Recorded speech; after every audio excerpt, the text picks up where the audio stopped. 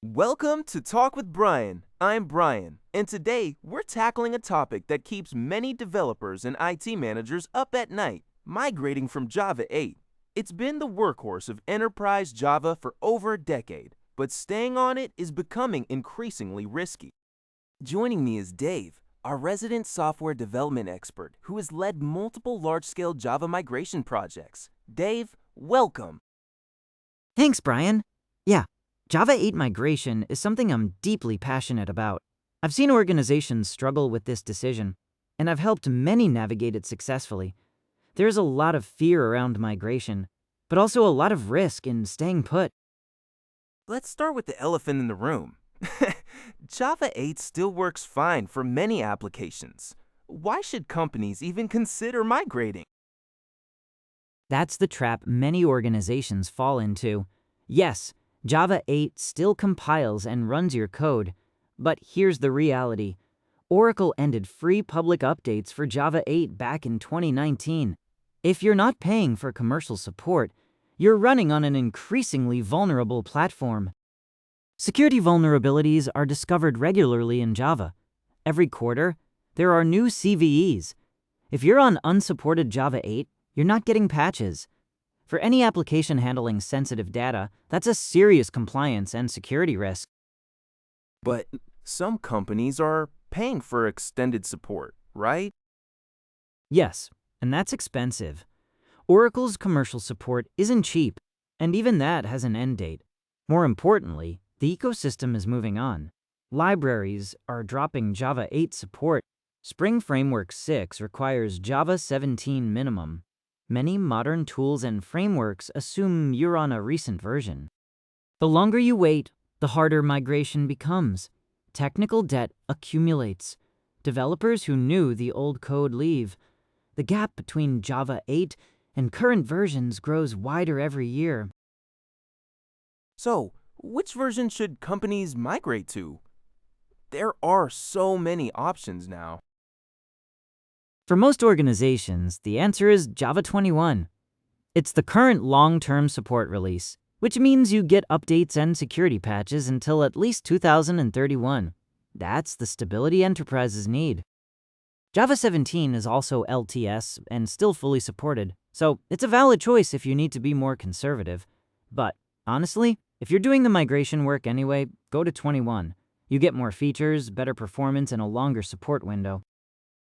What about the very latest versions like Java 22 or 23? Non-LTS versions are great for development and testing new features, but I don't recommend them for production. They only get 6 months of updates before the next version arrives. For enterprise stability, stick with LTS releases. I worked with a financial services company that debated between Java 17 and 21. They initially wanted 17 because it felt safer. But when we showed them that 21 would be supported 2 years longer and included virtual threads for their high concurrency needs, they chose 21. 6 months later, they were glad they did. Let's talk about the scary part. What are the biggest risks in migration? The risks fall into several categories. First, there's breaking changes in the Java platform itself. Between Java 8 and later versions, several APIs were removed or changed. The most impactful was the removal of Java EE modules from the JDK. If your code uses JABLEP for XML binding, JAX-WS for web services, or Corba, these are no longer in the JDK. You need to add them as explicit dependencies. This catches many teams off guard because the code compiled fine on Java 8. That sounds like it could break a lot of applications. It can, but it's manageable.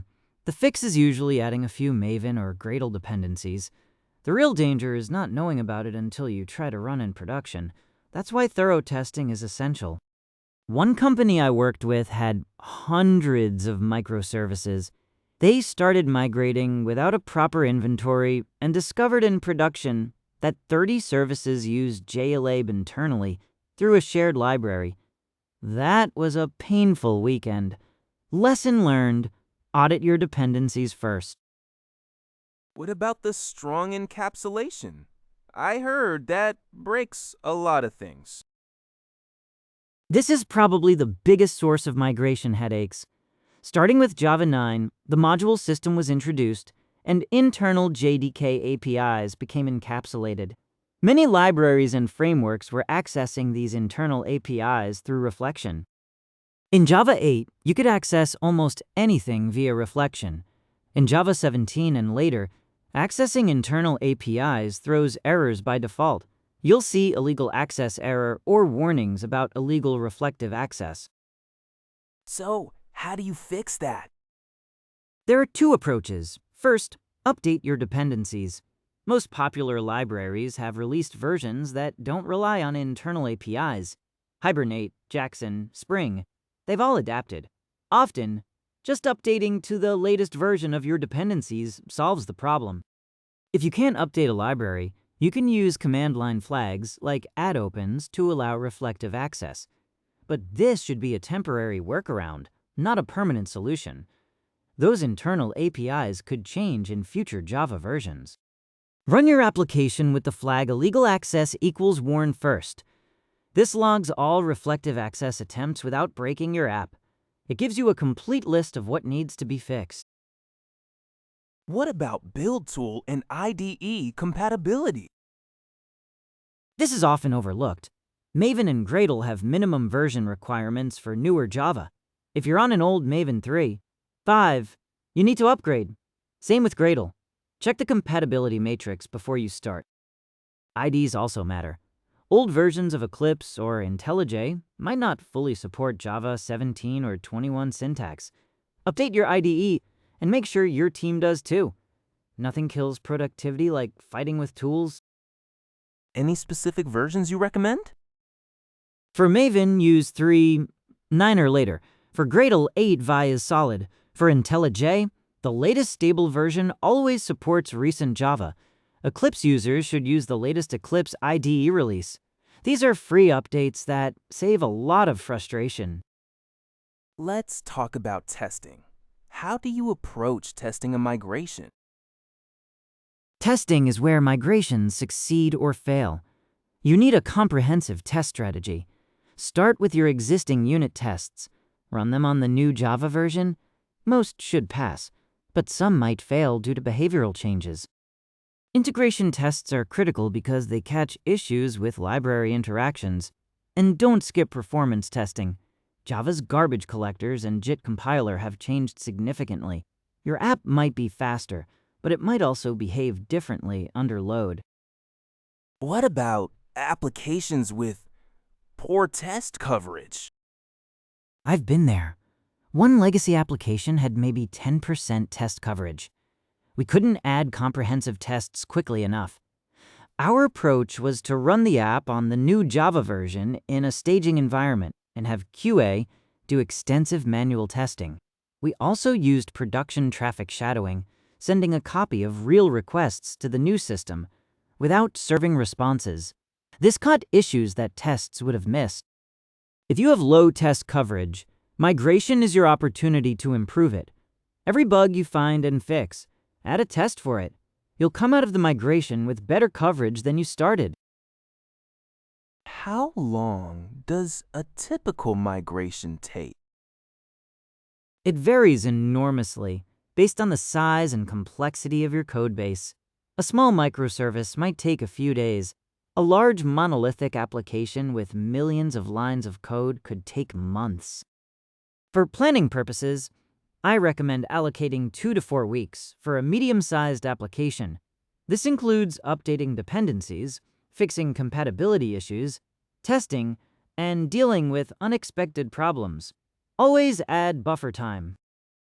Should you do it incrementally or all at once? For multiple applications, definitely incrementally. Start with lower-risk services. Learn from each migration.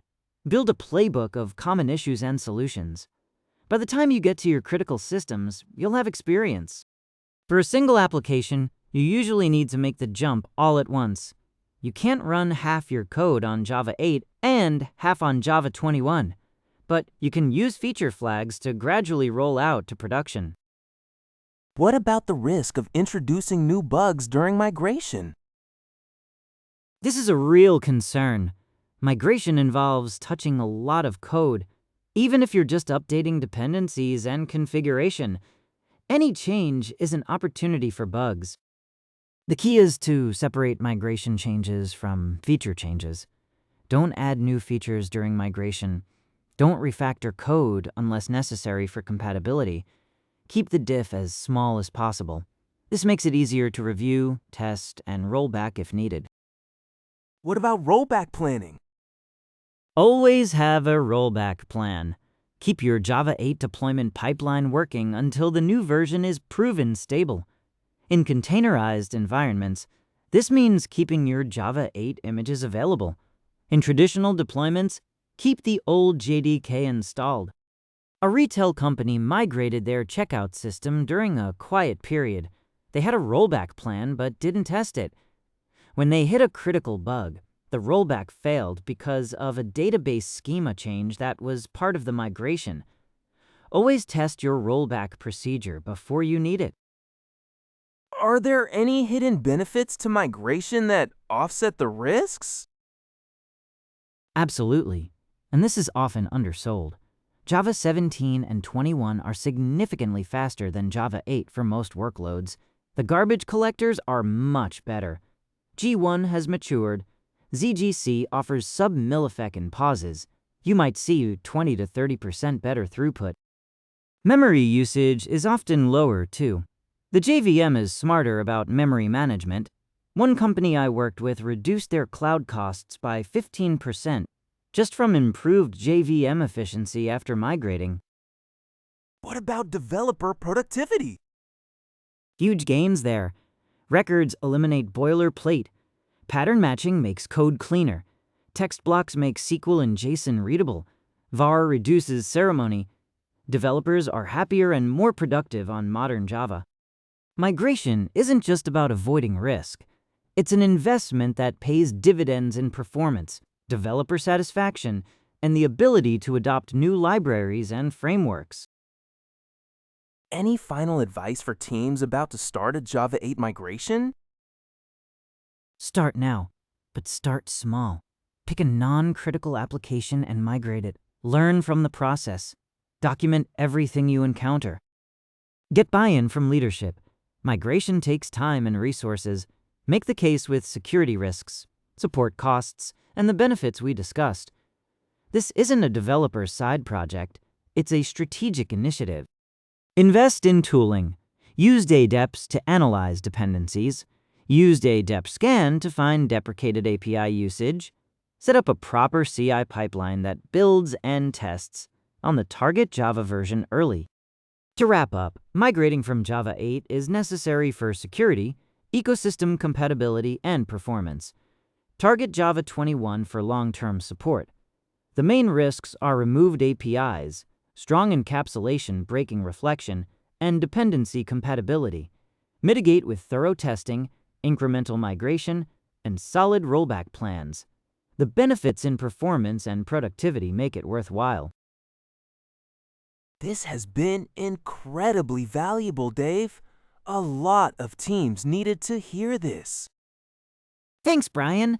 Migration can feel daunting, but with proper planning, it's absolutely manageable, and the result is a more secure, faster, and more maintainable application.